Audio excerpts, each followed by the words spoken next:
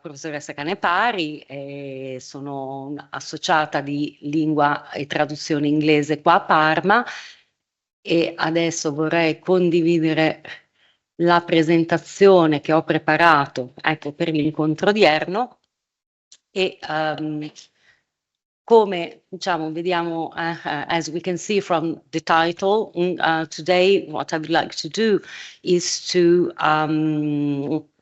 talk a little bit about the nature of hybrid texts and the categories that very often we use to discuss and categorize these texts. Sorry, I'm just going into right modality. Okay. Thus, after a brief definition of hybrid texts, my discussion will focus on a particular product, that is to say, The Time Machine by Wells, and some of its translations, some of its adaptations.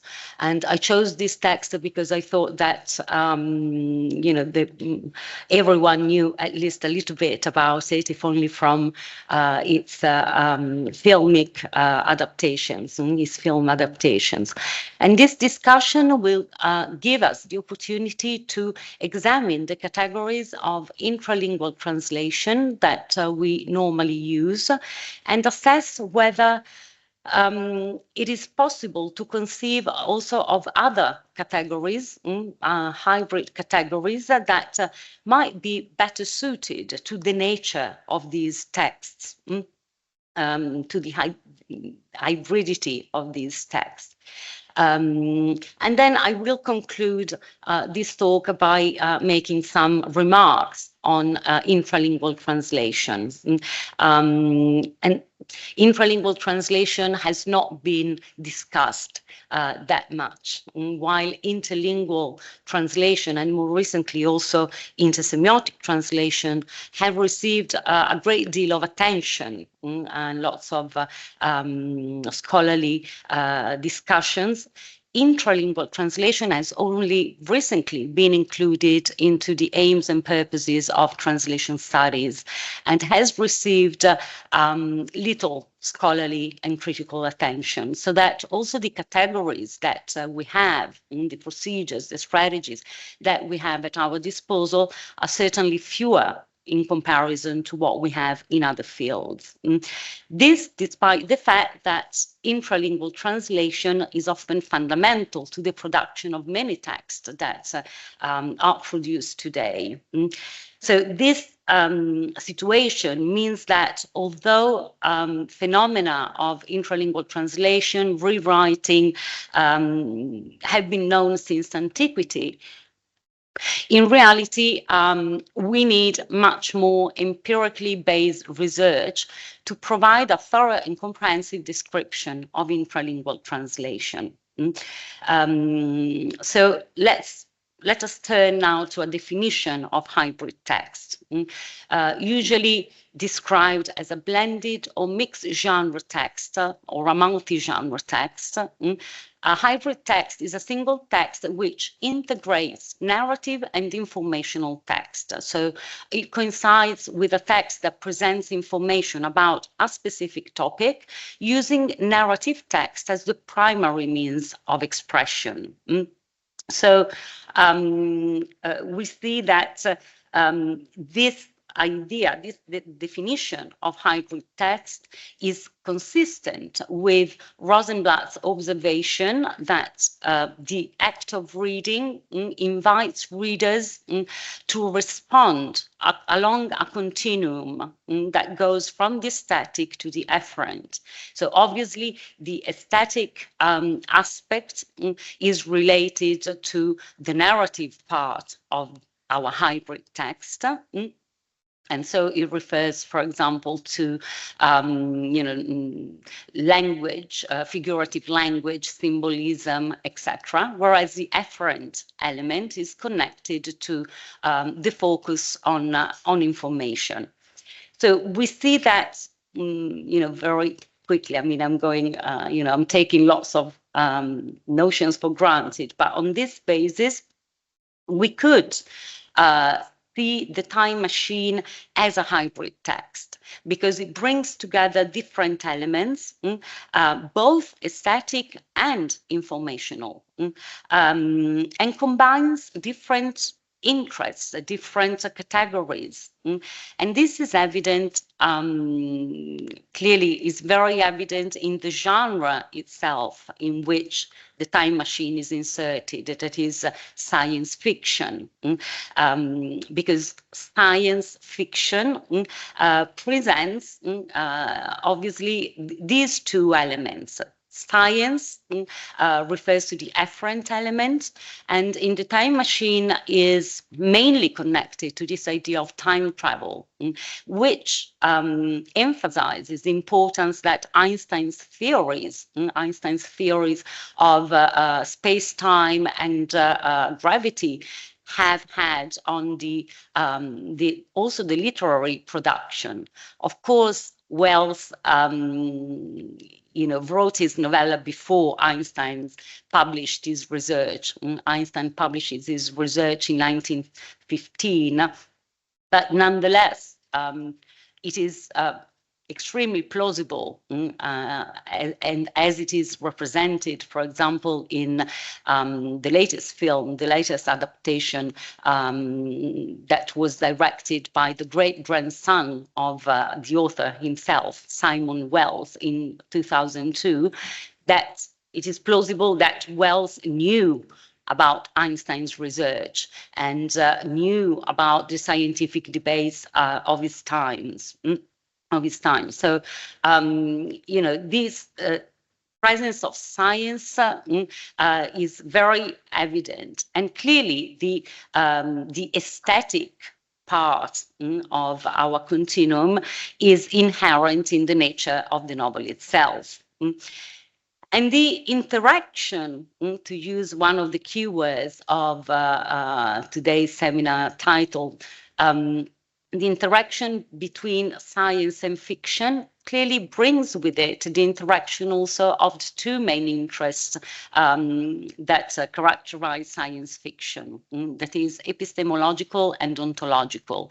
Epistemological because science fiction is concerned with the ways in which human beings acquire knowledge, understand knowledge in relation to the world around them, and in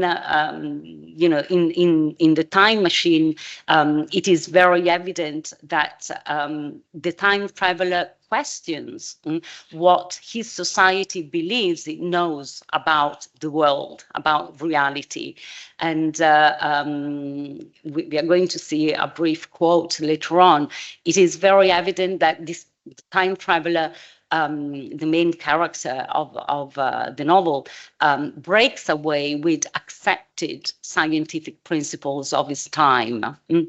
So, and he also investigates the role that technology can have in the acquisition of knowledge, because he's able to build a time machine thanks to technology. The ontological aspect, which is extremely important in science fiction, and in fact it has become the basis of the definition of the genre itself, has to do with the questioning of the notion of humanity, for example. What is that makes human beings human? And in our novel, in The Time Machine, this is very closely related to the relationship between the two species, let's say, that the time traveler meets in the future. On the one hand, we have the Eloi, who live in the upper world and seem to have retained all the characteristics of humanity. And then we have the Morlocks. The Morlocks live in the underworld, and they are equated with animals, even though they represent, an evolution of the same humanity as we know it, and as the author knows it. So let's say that this ontological interest in the time machine is very much at the heart of the exploration between human versus non-human. Because at a certain point of the narrative, the time traveler will reach the conclusion that also the Eloi, even though they have retained the physical appearance of human beings, and they seem as human as it gets, let's say, but in reality are almost subhuman, precisely because they lack scientific curiosity, for example. They refuse to engage with the past. So all these traits that, according to the time traveler, are typical of humanity. He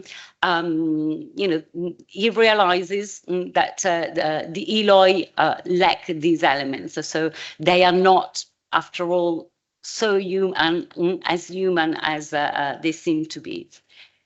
So it is obvious that in this in this way, science fiction allows readers to transcend the limits imposed by realism as a mode of writing, and allows them to overflow the boundaries, and boundaries not only of the text, but also of reality itself, in that it creates different realities, different worlds, structured, functional, societies through language. And this demonstrates the tenability, the viability of realities other than those imposed by the system. And this is why the genre itself, science fiction as a genre, very often takes on ideological overtones. And it's why also the post-apocalyptic nature of this short novel, which is closely linked to the ecological concerns that the time traveler, the author, voices through his main character, seem particularly interesting because they lead the author to question the very notion of sustainability of human progress. And indeed, in the time machine, the author criticizes very much the effects of industrialization, the inequality, social inequality, emphasizing this ecological aspect and the importance of the awareness for the environment and the sustainability for future generations. And throughout the novel, we see that the time travelers reaches a point in the future where nature has reclaimed a lot of the land. And before that, the time traveler journeys through many long periods of time when the earth is reduced to a very cold, very dark, very unpleasant place. And this is partly due to the darker sides of industrialization and the exploitation of resources that are epitomized in the text by the Morlocks, because the Morlocks in the underworld build lots of machinery in order to exploit those natural resources. On the other hand, they are due to the neglect of the Eloi for the environment. Because the Eloi are very often described as very passive and superficial society, so they don't take care of the world they live in. And this is another aspect that is very evident in the film directed by Simon Wells in 2002, where the ecological cataclysm that brings about the situation that we see described in the text is caused not only by industrialization, not only by men's violence that led nature to react just as violently, but also by the fact that the moon first broke and then fell off the sky as a result of men's insatiable desire to conquer space. And this is a very clear demonstration that each translation, every translation, whether it is interlingual, intralingual, or intersemiotic, obviously is influenced by the developments of our society. So, on the basis of this brief discussion, then we could, we could think about the time machine as a text, as a hybrid text.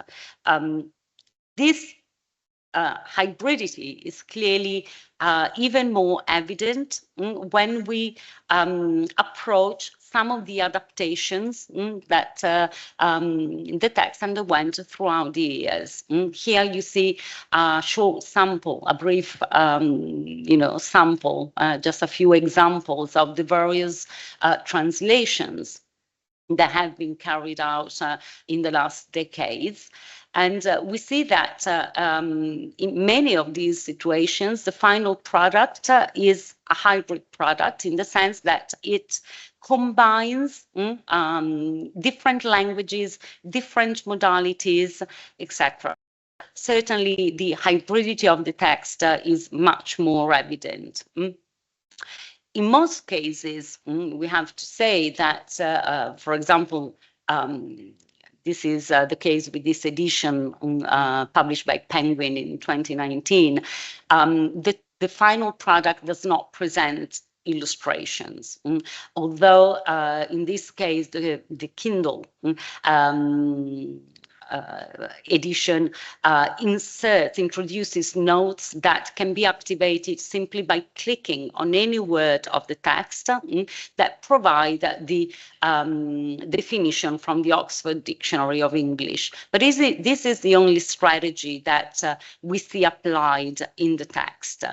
Clearly, in the case of these texts, in this slide, the final products are multimodal and sometimes multimedia, because they presented information through different, a variety of modes. So images, also design features and other semiotic resources.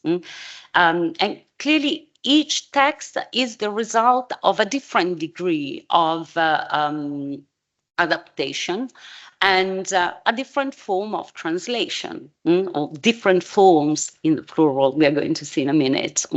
So, for example, in the case of this graphic novel published by Saddleback in 2006, it is clear that the main form of translation that is used is an intersemiotic translation. The text actually reproduces the time machine through images. So certainly the text is made more accessible through the use of illustrations, because illustrations make the content clearer, more immediate. And in fact, many scholars have observed that also comic readers, for example, can comprehend even very complex notions without having a thorough knowledge of the disciplinary language. And this is why, the insertion of images and illustrations has been recognized to have many beneficial repercussions. So the text is more accessible, first of all, because of images, but also we see that we have a strategic use of colors, because, for example, we have, text boxes where we find the narrative parts of the text that are, in blue, light blue, and then we have the speech balloons that are, the background is light yellow. And this strategic use of colors is, this use of color is strategic not only because it distinguishes very clearly the two different modalities of communication, but also because it makes the text more accessible also to those readers, for example, with dyslexia, because if we see the sorry, I heard a noise and I don't know what it is. If we see the recommendations of the British Dyslexia Association, we see that they recommend the text be aligned on the left, as in this case, and that the background is set to a color other than white. So we see that these colors help at many different levels. And certainly the use of colors is particularly effective when the text approaches ecological issues, as in this case. We see that the description on the left that we find in the text is expressed, first of all, through the brightful images, where, however, we find very bright colors and shadowy, darker scenes. And that gives us the idea that, the sun, which once was giving life to the planet, became so hot that almost destroyed it completely. So on the one hand, we have the visual elements, and then this long description is encapsulated in these 5-6 captions in the blue text boxes. So this clearly helps, because in the end, even if the written text is very much condensed, the meaning of this table from the graphic novel is very clear, as well as the concerns of the time traveler. So it is obvious that the other element that makes the text accessible is clearly intralingual translation, because the long description is summarized, difficult words are replaced by more ordinary words, etc., etc. So we see that the multimodality of the text results from the adoption of two different forms of translation, the intersemiotic on the one hand and the intralingual on the other. And it is true that most of the time, from an intralingual point of view, the text adopts strategies of synthesis.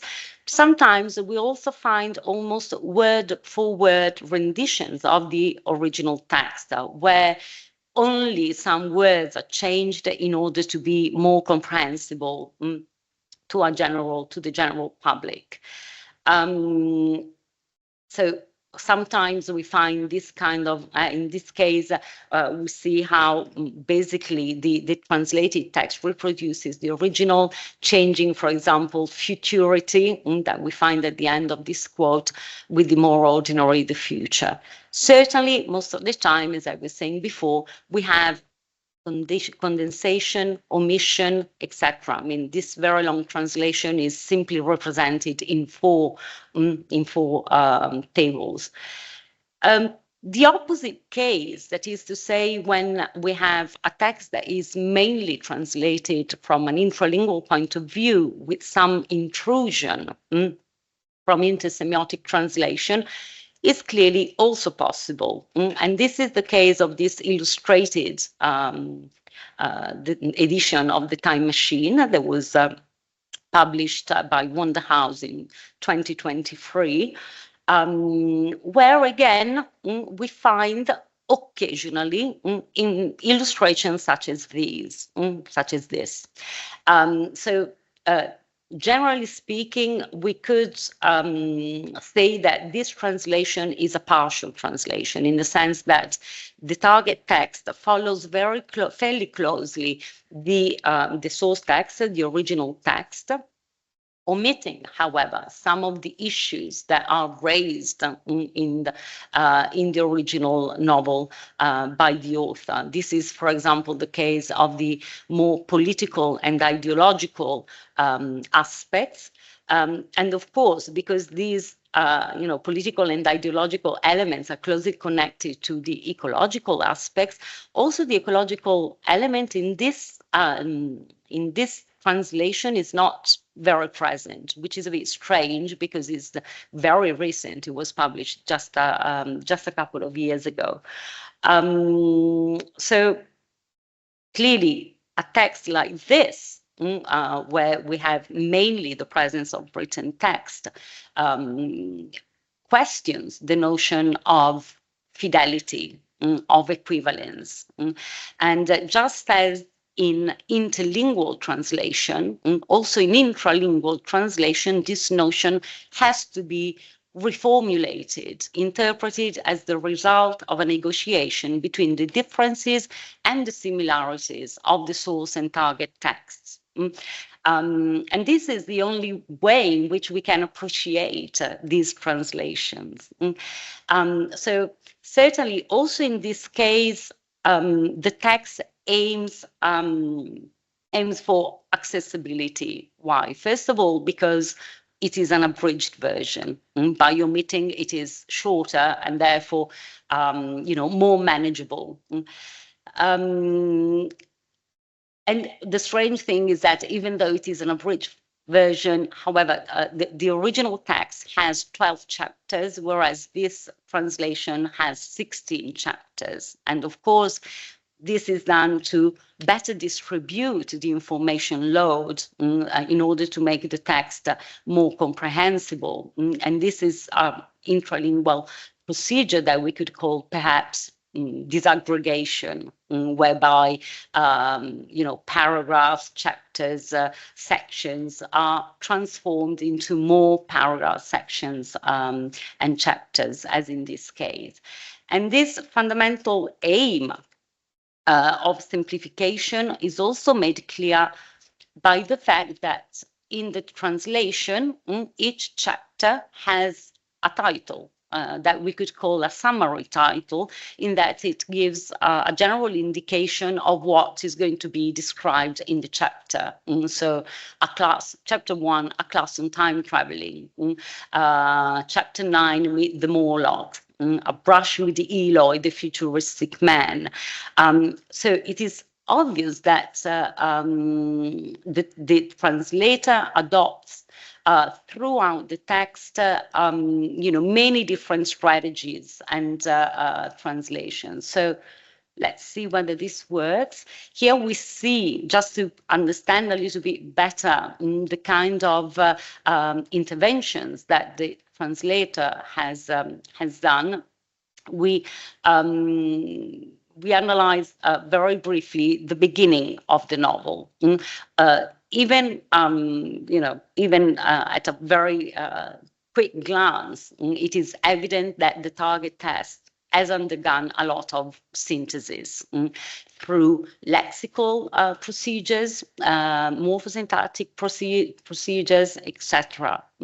For example, the volitive shell that we find in the source text, in the target text, is completely omitted. So it's not replaced by the more ordinary, plain English, I will, but is completely omitted, which of course gives us in the target text a sentence in the present tense, which of course is easier to understand for readers. We have lots of substitutions. For example, earnestness that might be difficult to comprehend is replaced by the more ordinary zest.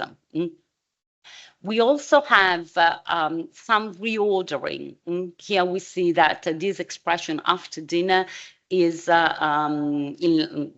in line 3 of the source text, but it is anticipated in the target text. And here we see this sentence that is, again, omitted. So being his patents, our chairs being his patents, embraced and caressed us rather than submitted to be sat upon. Okay, so we have this bracketed observation that is omitted in the target text. And clearly, this also changes a little bit the pathemic isotopy of the translation. Pathemic isotopies are those lines of coherence that connect the source and the target text, and that in this case, in the case of pathemic isotopies, relate to the psychological features of a character. So obviously, in the source text, this brief notation presents us, the time traveler, almost as a genius, which of course we don't have in the translation. And also the following sentence is condensed and replaced by the more ordinary, our chairs felt extra soft and comfortable. So we have all these substitutions that maintain the general meaning, but that are simpler, are more understandable. So we have also the omission of when. So we tend to omit some of the subordinate clauses that we have in the original text. This is why we could perhaps call this procedure close subordination. I don't know. Which, of course, aims for accessibility and comprehensibility. The last line of the text, of this short extract, in the original text, we have 3 planes of space and the 4th time, is translated as 3 planes of space and the 4th dimension, time. So we have the addition of this dimension that explicitates a little bit, renders less ambiguous, if you want, the sentence in the target text. And then almost immediately afterwards, the target text introduces this image that represents the way in which, according to the time traveler, the space dimensions relate to time. So my question is, among these various procedures that we have seen in these short extracts, can the insertion of this image be considered part of the intralingual effort? Can be considered an actual amplification that the translator decides to insert in the text in order to make it more comprehensible? Of course, in the text we have lots of traditional, let's say, additions and amplifications. If we skip to the epilogue, for example, we find, in the source text, the age of unpolished stone, the Cretaceous Sea, the Triassic Age, and all these expressions, all these words are amplified in the target text. The age of unpolished stone, formerly called Paleolithic Age, which is phase 1 of the Stone Age, when men first began making stone tools, etc.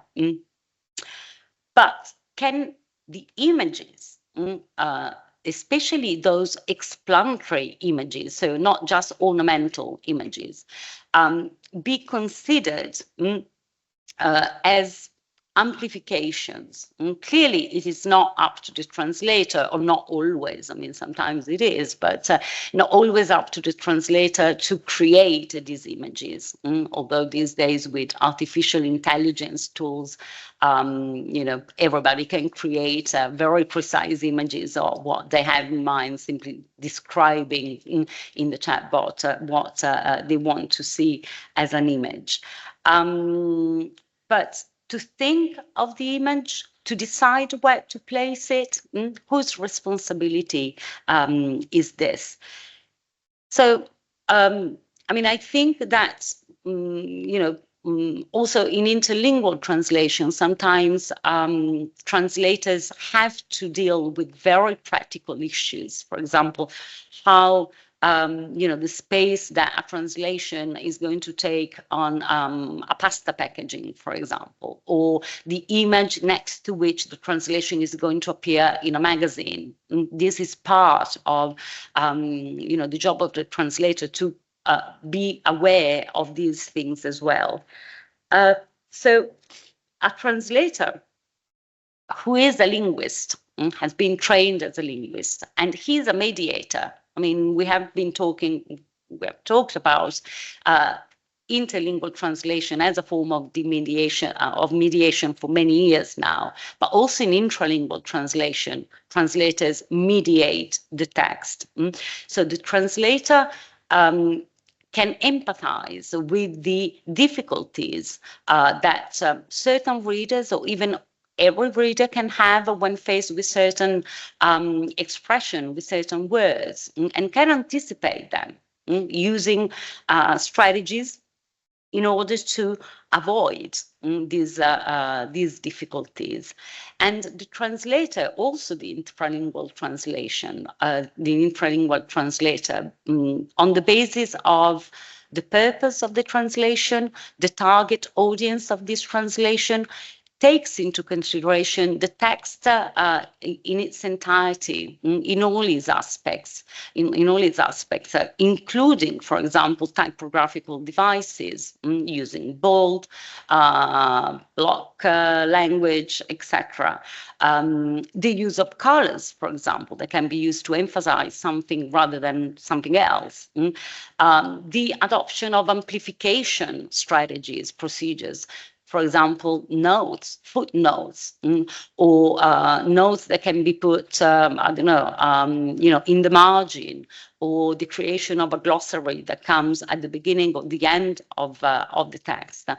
And perhaps also images, if these images are, want to make the text easier. If that is the purpose of intralingual translation, which of course is not always the case, because we can use intralingual translation to do many other things as well. But in this case, this is what we are discussing. So perhaps to account for the hybridity of the final products and also more accurately describes the translation efforts behind those final products. Perhaps other inherently hybrid categories may be helpful. So on the basis of this image that presents different superimposed levels, I would like to develop a very brief discussion about the categories that we generally use to describe and analyze the text and the translation forms that are behind them, involved in their production.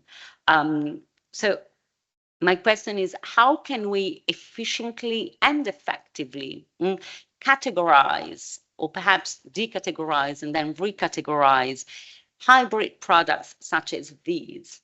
Because we can only describe them by using periphrases, by putting things together. So, normally in intralingual translation, we identify two main categories. An isomasic translation, when the target text maintains the same language mode of the source text, which means that this implies a translation from a written text to a written, or from a spoken text to a spoken text. Then we have a diamasic translation, when the language mode of the target text changes. So from the spoken to the written text, for example, subtitling, transcripts, etc., and the other way around, from the written to the spoken, for example, acting, public speaking, that kind of translation. However, there are lots of interventions, lots of decisions that the translator might decide to make that cannot easily, if at all, be included in these two categories. So, for example, translators may decide to use marginalia, graphic glosses, graphic glossaries, and that kind of thing, as we see here. This is taken from an intralingual translation for beginners of English of Charles Dickens' Christmas Carol. This is taken from the adaptation of Macbeth for A1 learners of English, so which is very challenging indeed. So, you know, we have a graphic glossary at the very beginning of the text. Also, a case like this, where an image is inserted in the margins in order to make clear the meaning of a specific word that we have in the text. And this is an adaptation of Percy Jackson, the first episode, the first book of the series, Percy Jackson and the Olympians, and was created by one of our postgraduate students. These notes or glosses obviously could also be described as intersemiotic translation because they reproduced, they use images in order to explain words. However, the main the main translation effort is certainly intralingual, and also you know, translators may decide to use a specific typographical devices, as in this case, the text is aligned on the left and we have a background color that is different from white. So my question, going back to our two categories of intralingual translation, is whether we could conceive of a third transversal category that we could perhaps, I mean, these are just suggestions, obviously, call an isomesic, because an isomesic comes from the Greek anisos, that means not the same, and therefore could give us the idea of the use of different codes, different channels in a text that, however, is born within intralingual translation. Well, intralingual translation is the main mode, the main form of translation. And it is a very flexible category, so that, and it is precisely through this flexibility that it could help us, you know, account for a great variety of texts. Look, for example, this animated book summary of the Time Machine. Here we have images, we have written language, and we also have, let's see, very quickly, a voiceover. Okay, so we have many different modalities, but it is obvious that the text is based on an intralingual translation that has summarized the novel. And this kind of product, we can find this kind of product on any subject, really. Think about all the YouTube videos that you can find. And here we see, again, images, enlargement, photographs, a written text which is very specialized. It presents lots of those features that characterize medical language, Latin origin, compounds where, you know, obtained by affixation, where prefixes and suffixes are of classical origin. So let's say that the level of difficulty is the information load and the specialization also of the information and the language is very close to a very specialized language. Yet through images, we have also brief animations, and in this case as well, the voiceover, the text is rendered much more accessible, because also in this case we have a voiceover that explains words, repeats words, etc. So how could we categorize examples like these? And it is clear that both videos are based on written text. I mean, also this video about measles is clearly based on one or more written text that is summarized, schematized, and made more accessible through all these different strategies.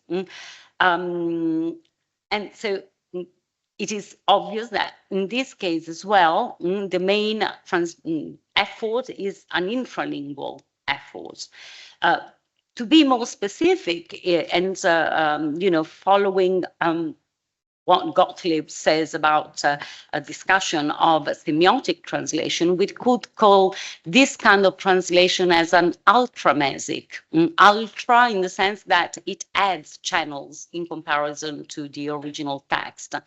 The opposite scenario obviously would be called, well, obviously not, but we could call it inframesic, for example.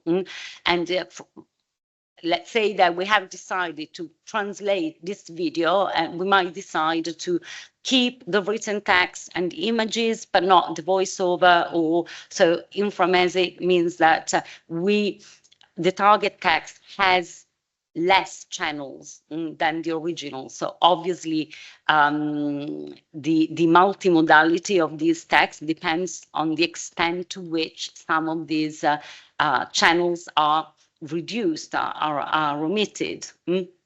So we see that these kind of hybrid categories might be more effective in the description of these texts.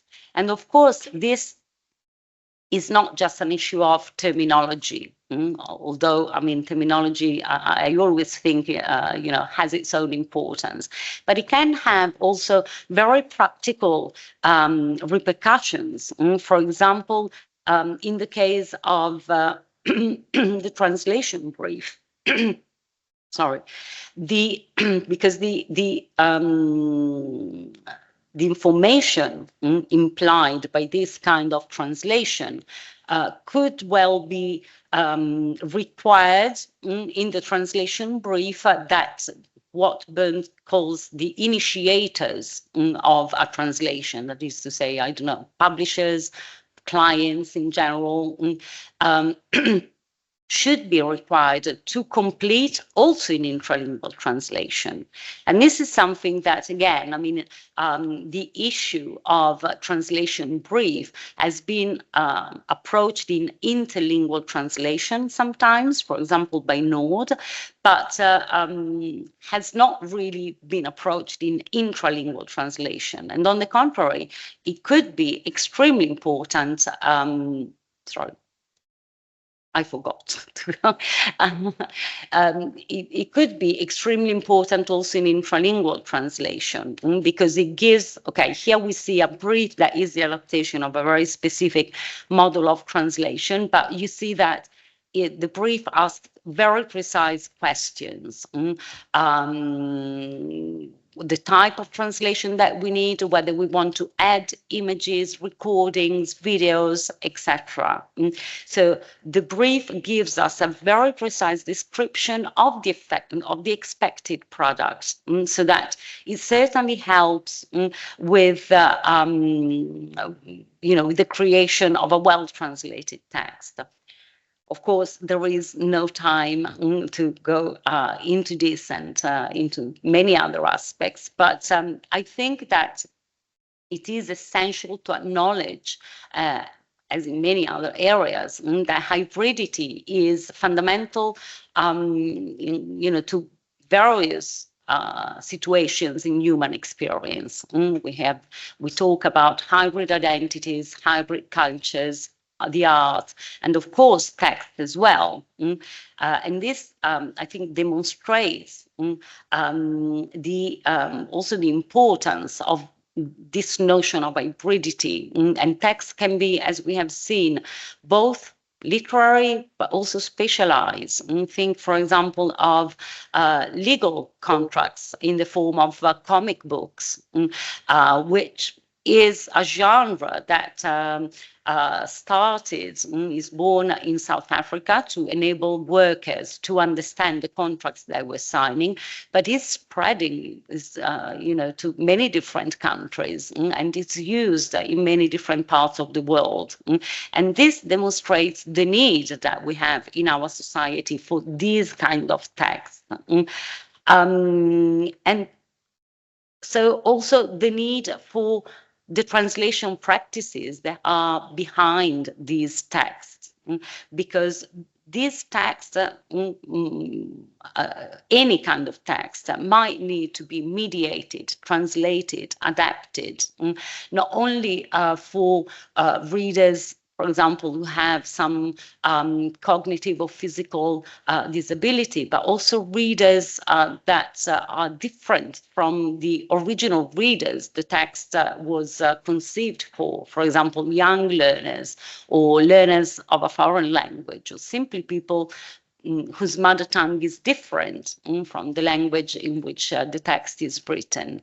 But also, also ordinary people, middle or upper class people, educated, coming from industrialized parts of the world, sorry, because who might have anyway difficulties in, when faced with some texts. After all, as Greco states, accessibility is a human right and should be conceived as a truly universal notion. So in the creation and also the discussion of the texts and the forms of translation behind these texts, so it is, it might perhaps be helpful to adopt, form of hybrid categories. Because it is only through hybridity that we can account for the hybridity, that we can account for a great variety of texts. Okay, finally, and then I conclude, I'd like to quote, a short extract from A Theory of Adaptation, because I think it fits really well with the issues that we have been discussing today. So to be second is not to be secondary or inferior. Likewise, to be first is not to be originary or authoritative.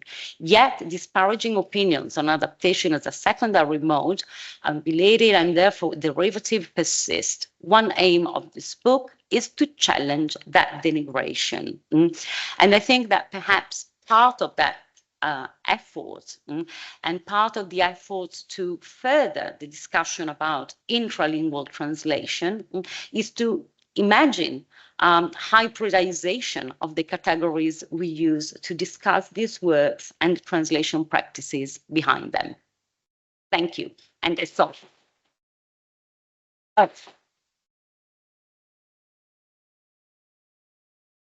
And here you have some of the references that I used for this presentation. So here we go. So what I said was that the key topics that link this talk to the one that preceded me are the idea of crossing boundaries, scrambling fixed categories, the question of clustering as well, and merging dimensions that might seem to be separated.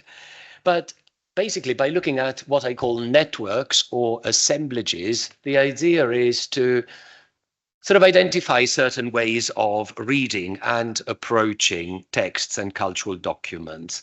And the starting point could be this slightly old book by Robert Scholes entitled Protocols of Reading. As I was saying earlier when you couldn't hear me from home, This is one of those books that I keep going back to because it's always a bit of a challenge.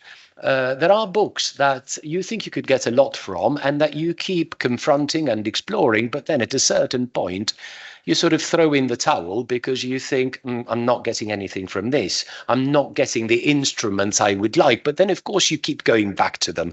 I don't think that even this time I've actually managed to get exactly what I wanted, but I think it's because there is a question inside the book that doesn't give me that kind of answer.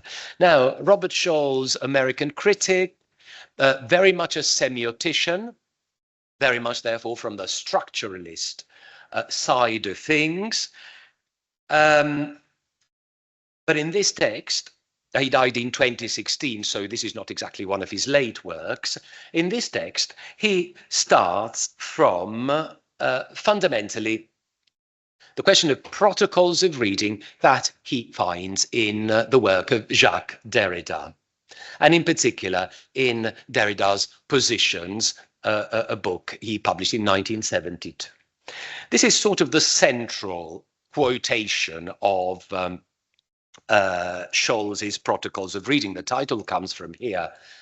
So he says, reading is transformational, but this transformation cannot be executed however one wishes. It requires protocols of reading. Why not say it bluntly? I have not yet found any that satisfy me. So this is what I was saying earlier. Fundamentally, Scholz is dissatisfied with the possibility of finding a successful protocol of reading, a successful, let's say, reading interpretative practice. And maybe that's why I've always found this book a little bit dissatisfying. It's a book that grapples with the question of finding a successful way of getting into a text. Right. Fundamentally, Scholz tries to come to terms with deconstruction. It's 1989. We are in the middle of the theory wars in American academia. And in starting from Derrida and in addressing deconstruction and what it does to the ways we read, he sets out, obviously, to confront the question of the problem of interpretation. The difficulty in interpreting texts because of the temporal distance between reader and writer, and he is particularly attracted by Derrida and the question of the limits of interpretation. He's particularly fascinated by what Derrida at the time was promoting as the basic fact that there is no single true meaning of a text. That meaning is perpetually deferred. So this movement of difference. So Derrida is very much at the center of all of this, and Derrida provides Scholz with the central questions. Derrida disappoints Scholz because Derrida says that we can never arrive at a strong, solid kernel of meaning. But at the same time, Derrida fascinates Scholz because of this idea of protocols of reading. So of, let's say, fashions of approaching, structured fashions of approaching a text. And Scholz underlines the fact that Derrida continuously returns to one keyword, rigor. Says reading must be rigorous. Reading must be structured. It must be protocol-like. It must follow a series of patterns, a series of steps.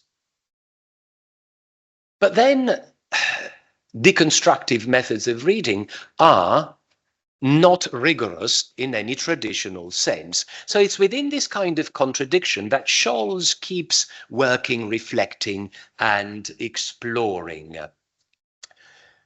Rigor, in the end, according to Scholz, is the only concept that comes closer to any other term used by Derrida to being a protocol of reading. But neither in Derrida nor in Scholz do we find any kind of descriptions of what at least one protocol of reading could be.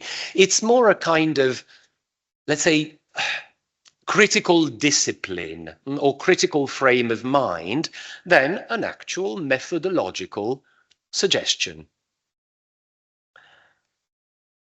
There are two main points that, however, Scholz insists on in the book. In the search for a proper, appropriate way of reading and interpreting, he says that one sort of fixed point should be intertextuality and the connectedness of texts. And I like this concept of, I find this useful, this concept of connectedness. So again, the idea of clustering and interconnecting that we've already worked on, the creation of networks.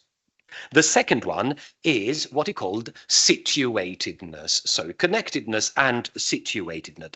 Situatedness, in particular, the historical and cultural situatedness of reading. So not just taking intertextuality into consideration and networks of text, but also historical movements, ideologies, social structures that shape the production and the reception of texts. Now, in all of this, there is a lot which stands to reason. It's absolutely obvious. There is a lot also which isn't new. This idea of modes of reading or protocols of reading based on a multi-level approach, based on integration, based on systemic interconnectedness. Well, basically, we have been coming across them, let's say, throughout a whole series of even very, very traditional approaches. I'm thinking about, for instance, E.M. Forster, aspects of the novel, and that idea, that slogan, only connect, which is at the basis of aspects of the novel, but which he actually formulates in the novel Howard's End, which comes out a good nearly 30 years before aspects of the novel. But then also think about central texts of new criticism from the 1920s to the 1930s in the Anglo-American tradition. A work like I.A. Richards and Practical Criticism, which basically founded the Cambridge approach to textual analysis. And it's still very much in place nowadays. Go and talk to your colleagues in Cambridge, and you will see how they are actually drilled through this kind of methodology from their BA onwards. Practical Criticism actually lays out protocols of reading based on analytical categories, like flow charts of how to go from A to B to C to D to E, and then you've got the, once you've followed all the patterns, then you've got the meaning of the text. Or, again, let's say the further continuation of all of this to get to a text like Cleanth Brooks's The Well-Wrought Urn, 1947, which is very much in this kind of line. So, yes, we've got all of this, which is very much what Scholz is also trying to grapple with, but he doesn't seem to be able to find a way out. What I find very interesting is that Scholz puts all of this to the test of deconstruction and to the text of a theory which concentrates on incompleteness, dissonance, the gap, and the fissure. So what seems to come out of Robert Scholz's book, out of this kind of sort of practically a brainstorming when he tries to make sense of this extremely uneven critical and theoretical panorama he's dealing with, is a kind of possibility, the suggestion of, again, a clustering and an integration from a theoretical and also a methodological point of view. There seems to be a what-if kind of hypothesis in that book, which is the what-if hypothesis. I'd like to turn to you now. What if we imagine the possibility of an integration, at least dual, but perhaps even more multiplied process, a multiplied series of protocols of reading that aim to capture links, echoes, consonances, so integration and structuring, but that also doesn't forget about gaps and fractures and the incompleteness of the message. So a dual approach that assembles, but in the knowledge that anything that you assemble, your cultural document or your modes of reading and approaches, takes into consideration, doesn't leave behind the fact of incompleteness, the gap and the fracture. And all of this can act as, let's say, a kind of prelude to the possibility of imagining protocols of reading structured based on the concept of the assemblage. First, let's say, expansively, not invented, but expansively theorized by the political scientist Jane Bennett in this extremely influential book, Vibrant Matter, A Political Ecology of Things, which came out in 2010 and has actually been acting like a virus. It's contaminated all sorts of areas and fields. Before we talk about this, however, very, very briefly, let me introduce you to, I'd say, probably the book that stands at the basis of this, a book that she published in the year 2001, entitled The Enchantment of Modern Life. The Enchantment of Modern Life, which is, I say, again, a socio-political theoretical approach to the idea of modernity and modern culture and modern societies. That starts from Max Weber's famous idea of the disenchantment of reality that follows let's say, the taking over of rationalist thought starting from the 18th century. Rationalism, technologization, and all of that, which basically disenchanted the real, causing a progressive eclipse of mystery, wonder, magic, the intangible, for instance, the immaterial, and therefore, let's say, the taking over and the predominance of a material approach to a material reality. Bennett critiques this idea and has to accept the fact that this disenchantment has been progressively expanding and predominating, but at the same time she sees the shortcomings of this kind of let's say perspective, let's call it, because it has fostered a disconnect between the human and the non-human, and it has blinded human subjects from seeing and from actually appreciating the power and the agency of the non-human, with all sorts of consequences, which then she addresses in Vibrant Matter. In particular, in the first book, in The Enchantment of Modern Life, she takes a particularly strong ethical stance.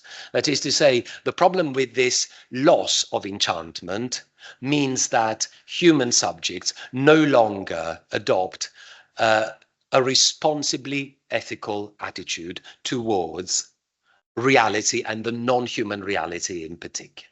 So she advocates a return to a more responsible, ethically aware approach to all of this. Then after about 10 years, there comes Vibrant Matter.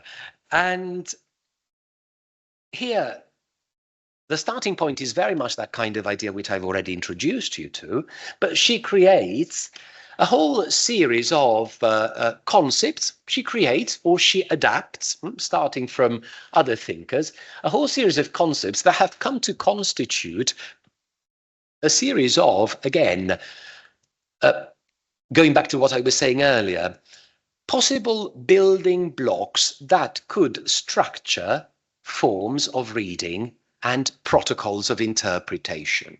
Again, she doesn't really tell us these are the steps that you have to follow in order to address complex systems of texts or cultural phenomena or documents.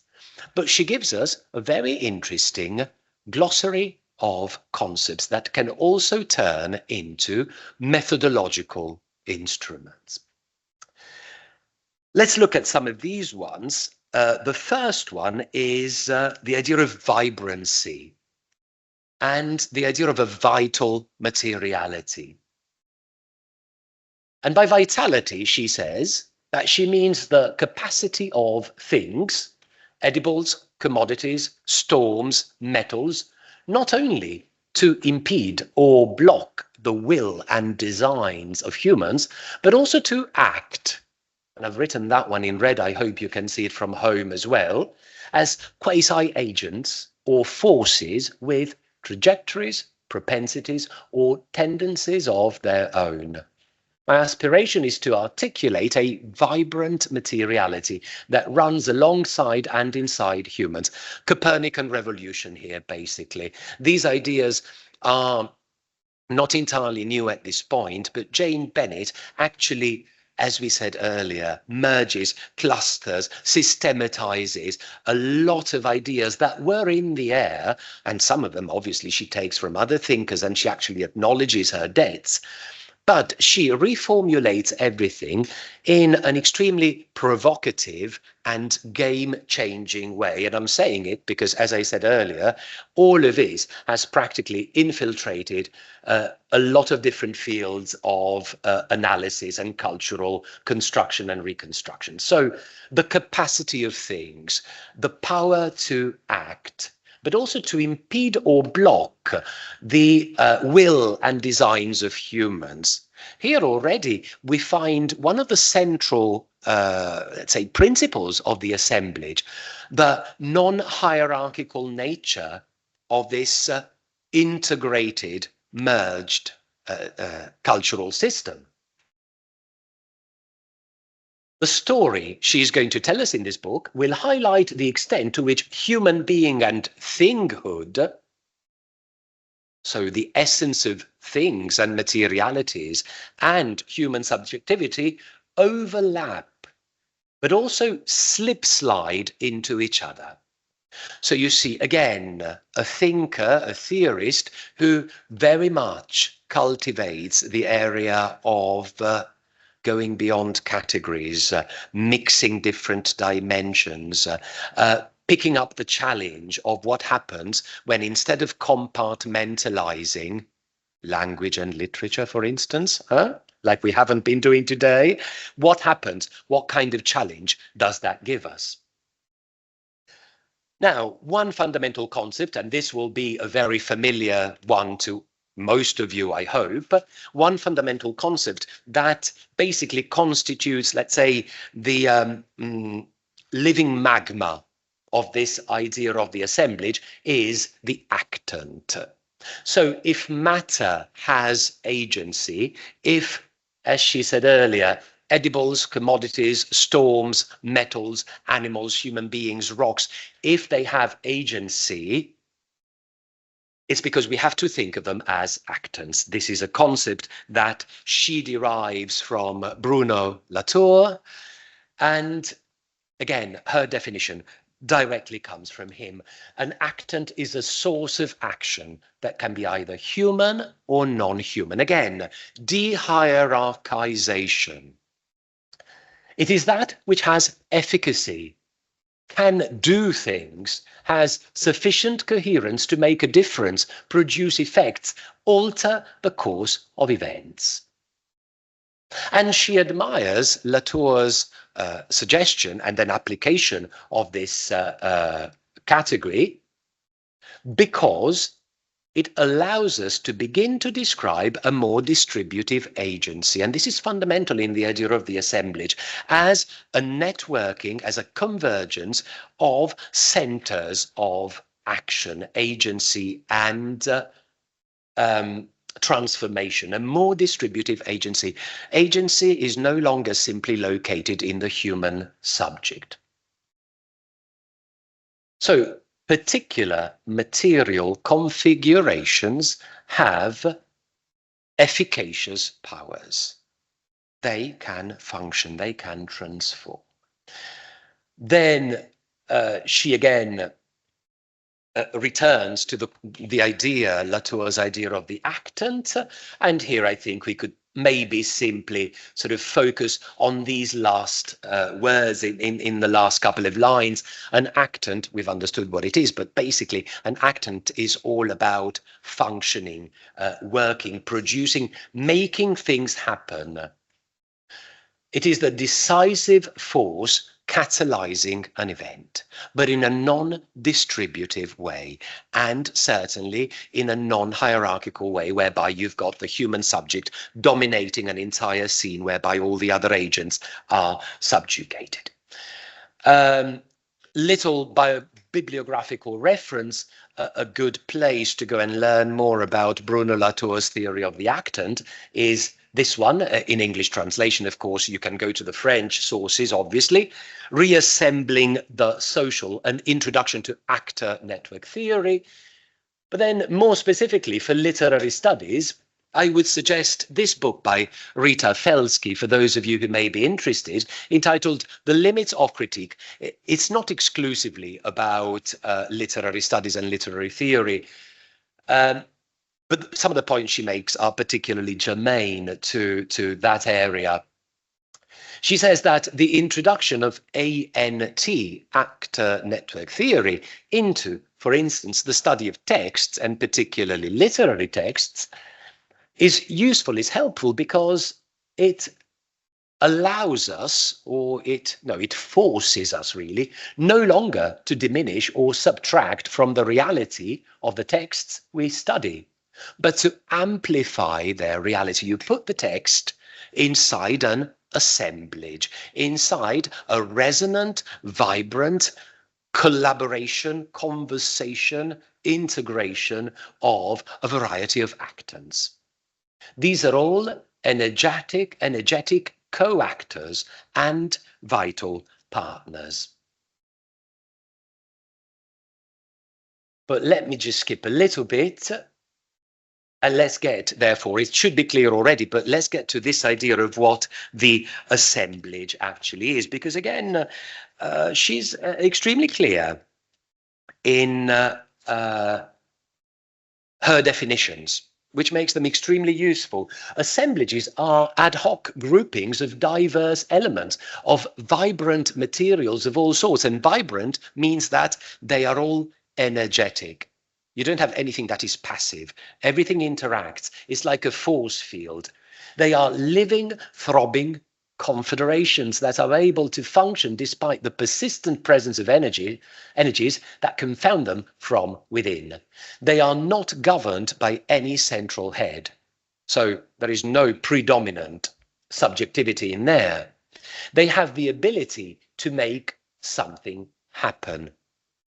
So we can really talk about an agency of the assemblage. An assemblage, something happens inside it, but also it has the power to make other things happen outside it. Okay, well then when you get hold of this presentation, if you like, then you can look through the other quotations, but I would like to move on right now. Is there a possibility of putting our presentations onto the website? Is that what you normally do? Because, yeah, that would be good. So, to recap some, let's say, main points, and then I'll give you a couple of applications. So the assemblage as, first of all, a configuration of reality, of the out there. What we get from Jane Bennett is that the assemblage is a useful category or concept in order to think reality in its complexity, in its various intersections, overlappings, cross-referencings, trying to keep everything together. So, as I said at the beginning, with networking, with interconnections, but always aware that there are gaps, fissures inside. not a beautifully pacified reality, but a reality which is, as I said, magma-like. Also, the assemblage as a useful way of reconceiving human subjectivity. The question of identity. She actually says very provocatively that with this kind of approach, human subjectivity is demoted from its predominant position. She says it can be bracketed, or even it can be elided. The change of perspective here is absolutely, as I said, revolutionary. And probably I should have insisted on it a little bit more. I will do it now by repeating again what I have just said. So, demoted, bracketed, elided. A real, as I said, inversion of, let's say, the conventional categorization. But then, the assemblage as a category that helps us reconceive representation, cultural representation, textual representation, any form of representation, any form of cultural production as an element that functions within a complex set of interacting and colliding forces. So the assemblage, but also all the other concepts I've talked about, they are sort of aspects of theory, they are concepts, but usefully, they are also tools, they are also instruments. So they belong both to theory and to methodology at the same time, which can be applied in a variety of different situations and at a variety of levels. And in the time I've got left, let's say about 10 minutes, maybe a quarter of an hour, I will give you a couple of examples. One, we could call it a macro-analytical application of the notion of the assemblage.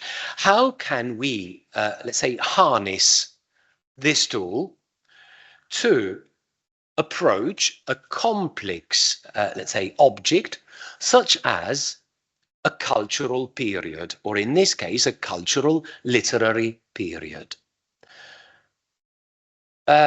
The example I will give you very briefly is from a recent history of Romantic literature by Frederick Berwick, which right from the start adopts the idea of the assemblage as one of its, let's say, guidelines, methodological guidelines. So this is from the introduction where he says, talks about the authors of the period, and he says the authors crafted a poetry and prose of emotional extremes, a writing style, prioritizing spontaneity, improvisation, and originality. Here he is giving us very much a traditional approach to this kind of period and the kind of literature produced in it. But he also needs to break the mold, let's say, to sort of think outside the box in a certain way. And so starting from this very traditional, let's say, qualification of what Romantic period literature is about, he says, in examining Romanticism as a historical movement, I have adhered to recent theories of assemblage. That is, I have addressed the social networking among authors, the informal dinners and teas, the clubs and salons, and the more formal institutions that emerged to establish and manage relations between readers and writers. Those who shared ideas convened at universities, religious meetings, workers' societies, protest groups, and publishing houses. Okay, here we're getting very, very sort of specific and technical, but focus on the word assemblage. Focus on the fact that instead of there being a hierarchization whereby you've got the author and the individual author structuring our construction of this period, now instead we're talking about networks, we're talking about collaborations, mergers, overlappings, interactions. Very much a type of approach and reconceptualization of a whole cultural phase based on the vocabulary instigated, let's say, by studies such as that of Jane Bennett. And what happens here also is a kind of immaterial networking, because it brings together, let's say, the immateriality of emotionality, spontaneity, improvisation.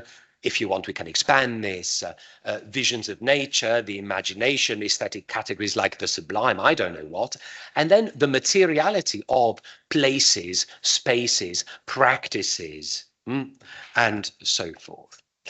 And if we briefly look at one part of the index, for instance, you will see that he constructs his chapters by creating a kind of mosaic combination of individual components. Look at this, the periodization, 1799-1815. He gives us snapshots of individual moments.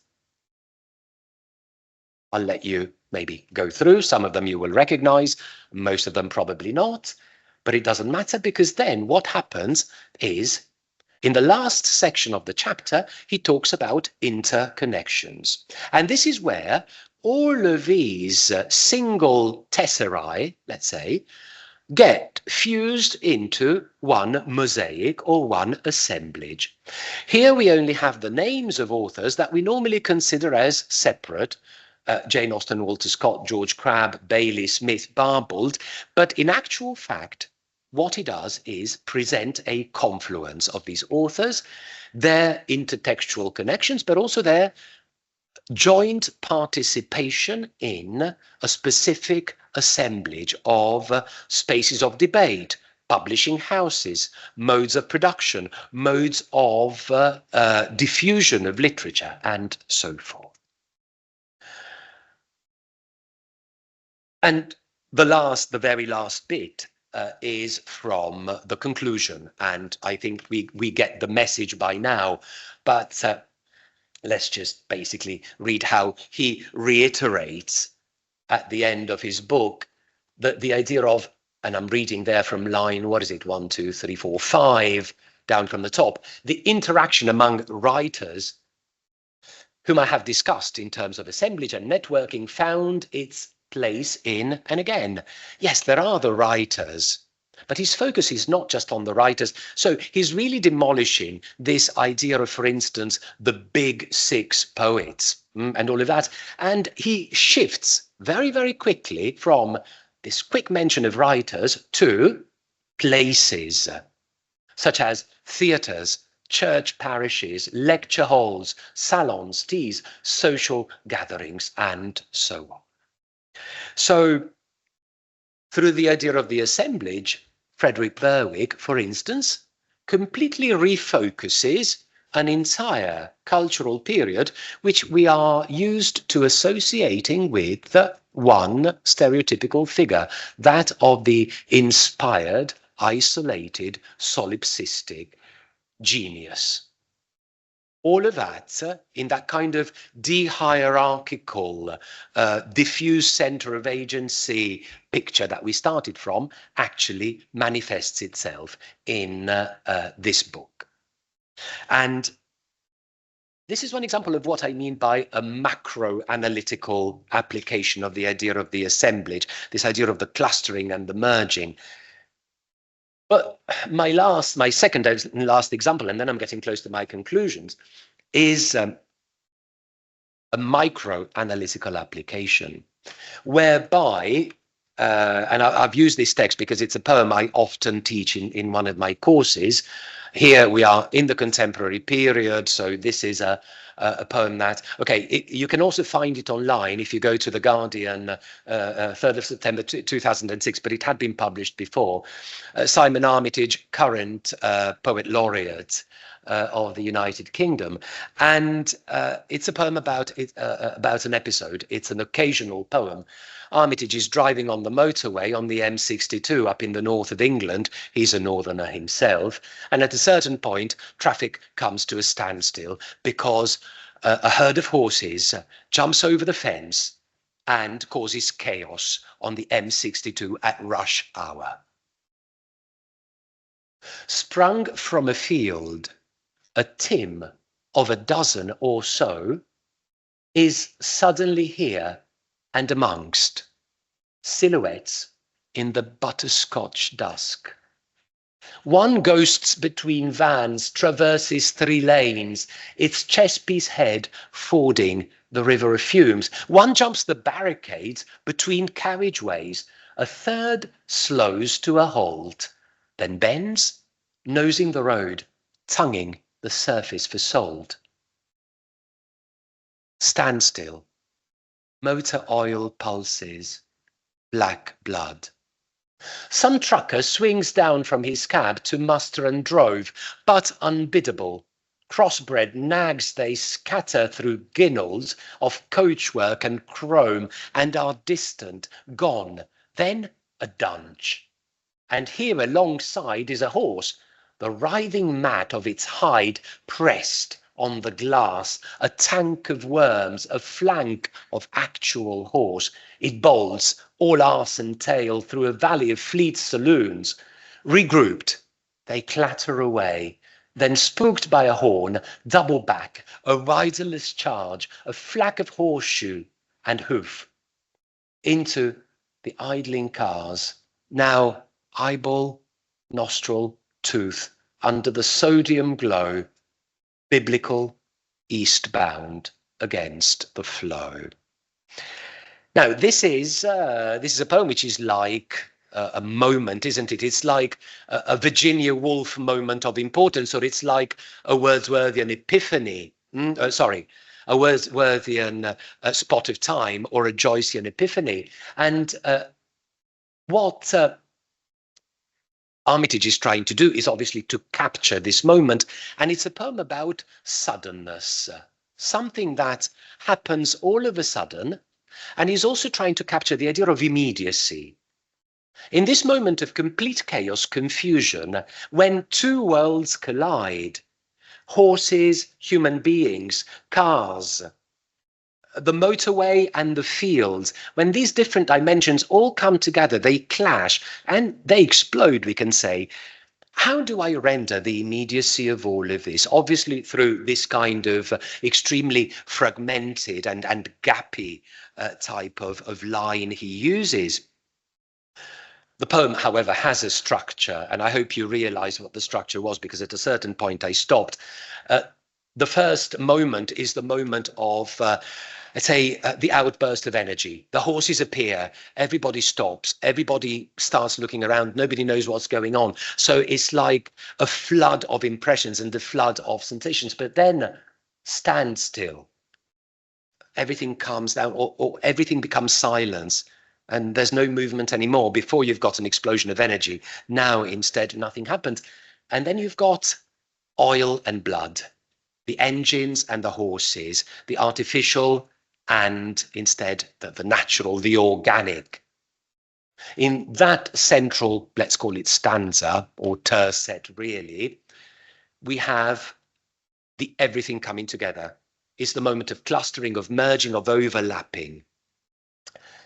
And then the rhythm begins again, this kind of extremely fast-moving condensation of images, the trucker, the horses moving between the cars, and then one horse that plasters its own side to the window of the car where the poet is. And then the going away, biblical, eastbound against the flow. That biblical is extremely strong. It's like a sudden magical apparition, the re-enchantment of the world, this kind of sort of magic of what we cannot understand, of what we cannot rationalize, and then they go away. Now, one could suggest that in certain ways, we could apply the protocols of reading that Jane Bennett has given us also to, let's say, to forge an approach to a single text like this one.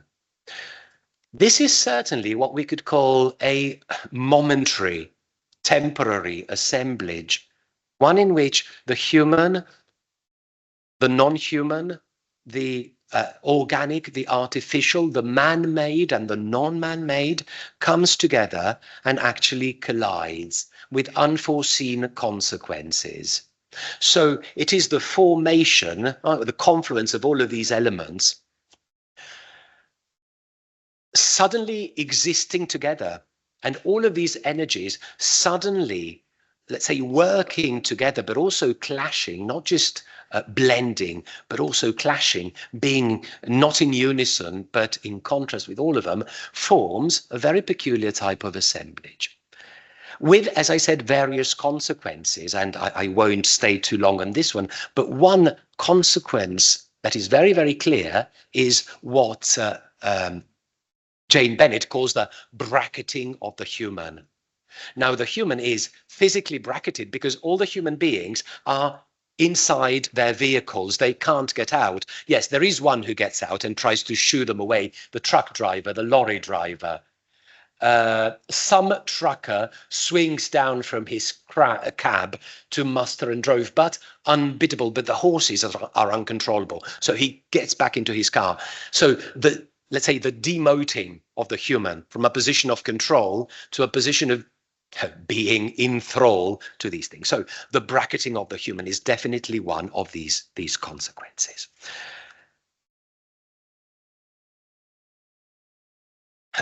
If we approach a text like this one, asking ourselves, so yes, this is an assemblage, how does it work?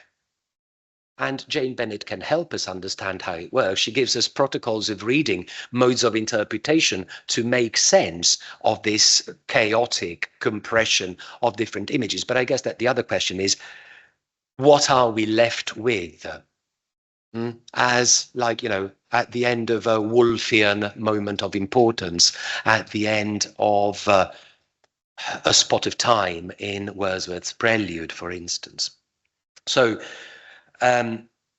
this sudden concatenation of the human and the non-human and all the other dimensions, what does it leave us with? So again, yes, a protocol of reading that helps us go through the motions, but it doesn't really give us an answer. The answer is what we have to work through.